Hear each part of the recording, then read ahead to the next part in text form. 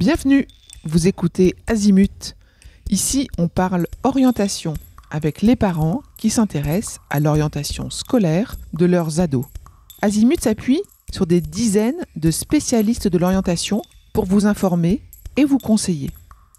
Vous pouvez retrouver l'ensemble des contenus classés par rubrique et par situation sur notre site azimut-orientation.com.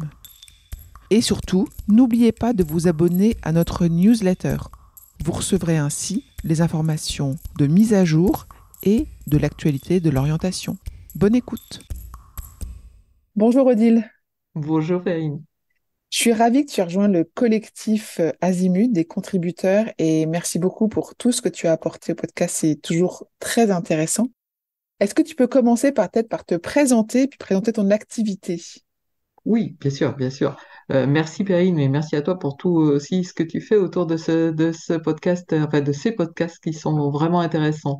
Alors moi, je m'appelle Odile Collenot et je suis coach professionnel spécialisé dans l'accompagnement des 12-25 ans. J'accompagne les jeunes sur toutes les problématiques qui sont liées à leur scolarité. Ça va être la confiance en soi, ça va être les méthodes de travail, la préparation aux examens, la motivation beaucoup, et évidemment aussi l'orientation. Je les accompagne en individuel, je les accompagne en collectif, sous forme d'ateliers, sous forme de petits moments d'échange autour de jeux, etc. Donc sur toutes ces problématiques-là. Voilà. Comment est-ce que tu es arrivée à ce beau métier? Ah, je suis arrivée à ce beau métier un peu bizarrement, parce qu'effectivement, moi j'ai une formation d'ingénieur, j'ai travaillé dans des grandes entreprises pendant presque 30 ans, et puis en parallèle de ça, bah, j'ai eu des enfants. Et quand ma fille j'ai eu trois enfants, quand ma fille a eu 8 ans, elle a eu une phobie scolaire. Et là, je me suis retrouvée, moi, avec ma formation d'ingénieur extrêmement rationnelle, très cartésienne, il suffit d'apprendre pour que ça marche. Je me suis retrouvée face à un mur avec une enfant qui n'arrivait plus à aller à l'école et ça m'a complètement déstabilisée et dépassée. Et donc, j'ai décidé de me former pour l'aider. Et à l'époque, bah, je travaillais, mais je me suis formée à la PNL et à l'aide à l'accompagnement aux enfants en difficulté par la PNL. La Ça m'a PNL, on va le vraiment... préciser, c'est la programmation neurolinguistique. Oui, tout à fait, excuse-moi, oui, Non, non, effectivement. pas de souci. Ça m'a passionnée et j'ai accompagné ma fille pendant une dizaine d'années pour l'aider à reprendre pied, l'aider à enfin, à vivre les envies qu'elle avait envie de vivre, et monter ses projets. Ma fille a fait une école, a fait un bac art appliqué, elle a fait une école de design derrière. Elle est architecte d'intérieur maintenant. Ça fait 5 ans qu'elle travaille et qu'elle est passionnée par ce qu'elle fait. Elle va très bien. Enfin, c'est juste magnifique. Quand j'ai pris un peu de recul sur le coup, bah, j'ai fait ça pour aider ma fille, mais pas forcément pour en faire mon métier. Mais après, j'ai pris un petit peu de recul. Ça m'avait vraiment déstabilisé, me dire qu'il y a des jeunes qui peuvent rester en dehors du chemin parce qu'ils sont pas accompagnés. C'était pour moi pas envisageable. Et comme bah, dans mon travail, je commençais à être un petit peu en manque de sens, eh bien, j'ai décidé de me reconvertir. Et j'ai cherché le métier que je voulais, j'étais pas sûre qu'il existe vraiment. Et puis j'ai fini par comprendre que si je devenais coach, si je m'outillais avec plein d'outils de coaching, eh ben, j'arriverais peut-être à travailler cette partie-là avec des ados. Donc c'est pour ça que je me suis formée au métier de coach. Donc, dans tes outils, dans ta hotte d'accompagnante, tu as la PNL, j'imagine que tu continues à utiliser, tu as toute ta formation de coach. Quels sont un peu tes outils privilégiés dans l'accompagnement aujourd'hui? Qu'est-ce que tu aimes bien mettre en place? Alors, bon, bah, j'utilise évidemment tous les outils du coaching, mais je les ai tous un petit peu adaptés pour qu'ils soient vraiment pertinents avec des jeunes. Parce que les outils du coaching s'appuient sur le fait qu'on a une forte capacité d'introspection, qu'on est capable d'aller dans son vécu chercher des choses. Les jeunes, c'est pas facile. Hein, moi, surtout que j'accompagne des jeunes des fois qui ont 12-13 ans.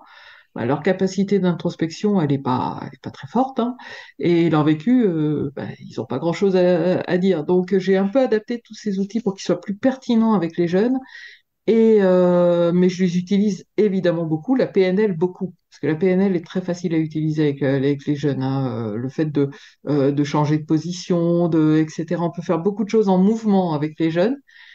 Et puis j'ai ajouté une casquette, en fait je me suis formée beaucoup aux outils des neurosciences appliquées aux apprentissages, parce que je travaille beaucoup sur les problématiques des jeunes qui ont du mal à apprendre, qui ont du mal à s'organiser et à trouver les techniques d'apprentissage qui sont faites pour eux. Donc je travaille beaucoup là-dessus aussi. Parfait, hyper intéressant. Comment se passe un accompagnement et puis un rendez-vous avec toi? Quelqu'un qui vient vraiment avec une problématique d'orientation. Alors j'imagine peut-être qu'il y a un premier rendez-vous avec la famille, les parents. Oui, oui, effectivement, l'accompagnement commence toujours, moi, par une première rencontre préalable avec le jeune et ses parents. Il y a plusieurs objectifs dans cette rencontre. C'est d'abord entendre les attentes de chacun. Et souvent, les attentes des parents et les attentes du jeune ne sont pas les mêmes. Et même des fois, les attentes des parents, des deux parents ne sont pas les mêmes aussi. Donc, entendre les attentes de chacun, s'assurer qu'on puisse du coup travailler sur un objectif commun et que ça relève bien du coaching aussi, hein, et non pas et éventuellement d'un suivi par un psychologue ou d'autres choses parce que ça arrive. Et puis s'assurer de l'adhésion du jeune à la démarche. Parce que si le jeune n'est pas 100% impliqué dans la démarche, les résultats du coaching seront pas au rendez-vous. C'est vraiment lui qui crée son futur et qui va être partie prenante de la démarche. Donc ça commence toujours par ce rendez-vous. Et puis après, l'accompagnement, bah, ce sont des rendez-vous en tête-à-tête avec le jeune, des rendez-vous strictement confidentiels. Là, il n'y a plus les parents. Des rendez-vous d'1 heure à 1 heure et demie en fonction de l'âge et de la situation du jeune. Et à la fin de chaque rendez-vous, le jeune va prendre un certain nombre d'engagements à mettre en œuvre pour la fois suivante. Je vais lui faire un compte-rendu pour lui rappeler les consignes de ce qu'il doit faire pour la fois suivante. Mais l'idée, c'est quand même qu'il soit en autonomie, donc qu'il prenne des notes pendant le rendez-vous et qu'il se mobilise pour travailler pour la fois suivante. Il faut, en fonction de la problématique et de la maturité du jeune, entre 5 et 8 séances pour arriver à atteindre un objectif raisonnable fixé en début de coaching. Je fais un point de situation à mi-parcours avec les parents au téléphone, juste 5 minutes pour leur dire, bah, oui, je pense qu'on avance, on est dans la bonne direction, etc., mais sans dévoiler ce qui se fait pendant le coaching. Et par contre, en fin de parcours, j'organise une séance de restitution où là, c'est le jeune qui parle de son parcours, de ce qu'il a appris, de ce qu'il a découvert, des résultats qu'il a atteints et des actions qu'il souhaite continuer à mettre en œuvre. Hyper intéressant, merci beaucoup. Est-ce que tu as remarqué une question récemment qui te revient souvent? Qu'est-ce qui t'est souvent posé comme question? Ah, alors de la part des parents, la question qui revient le plus souvent en ce moment, c'est comment faire pour qu'il ou elle lâche son portable et se mette au travail. Ce qui fait que la gestion du téléphone portable s'invite dans tous les accompagnements, quelle que soit la problématique, que ce soit de l'orientation, que ce soit des méthodologies de travail, il y a toujours à un moment la gestion du téléphone portable qui va s'inviter dans le coaching. La question des jeunes, c'est plutôt ouais, est-ce que ça va vraiment m'aider? Et là bah, tu sais, ça t'aidera si tu as l'intention que ça t'aide. Si t'as pas la volonté de t'y mettre vraiment, bah, forcément, ça t'aidera pas. Et je prends aussi souvent une métaphore, je dis, tu sais, je vais semer plein de graines. Il y en a qui vont germer très vite et t'aider tout de suite. Il y en a qui prendront plus de temps à germer, mais qui t'aideront certainement plus tard. Est-ce que tu as le souvenir d'un accompagnement dont tu as été particulièrement satisfaite? L'année dernière, en septembre, une jeune fille qui était en seconde et les parents me contactent parce que la jeune fille était en manque total de confiance en elle et elle n'arrivait plus à se mettre au travail. Et bon, les résultats de début de seconde étaient catastrophiques.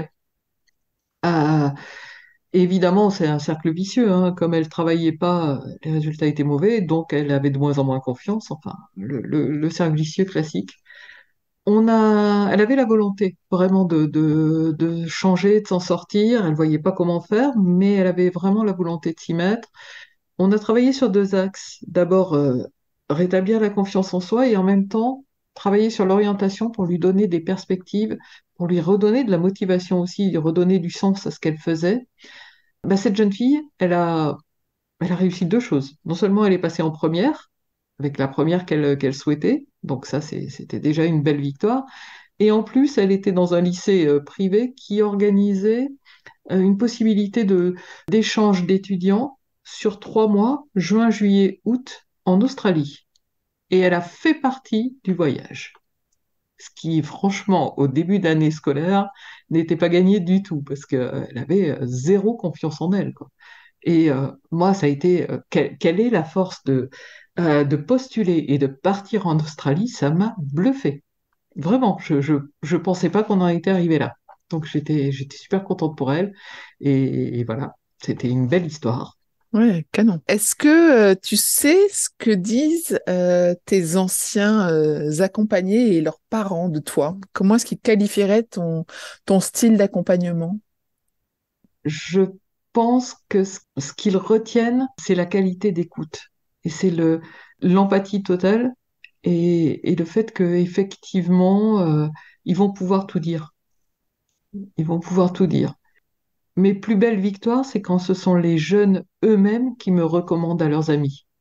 Et ça arrive régulièrement. Et là, chaque fois, euh, pour moi, c'est encore plus fort que le parent, que quand c'est le parent qui me recommande. Quand c'est le jeune lui-même qui donne mon numéro de téléphone à un copain en disant, ouais, non, elle va la voir parce que tu sais, ouais, elle aura certainement un truc pour toi.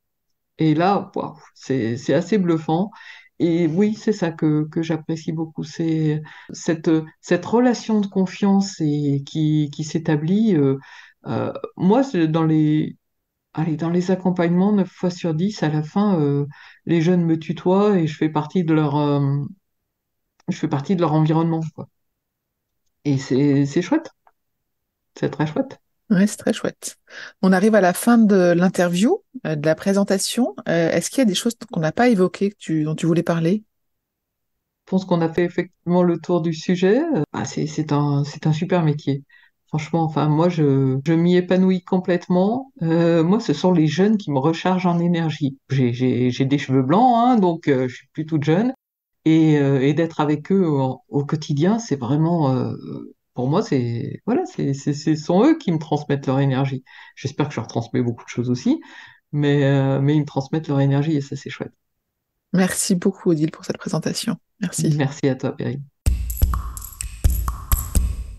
Vous trouverez dans les notes de cet épisode le moyen de contacter la personne interviewée et vous pouvez retrouver sur le site l'ensemble des spécialistes en orientation avec qui collabore Azimut. Merci beaucoup et à bientôt.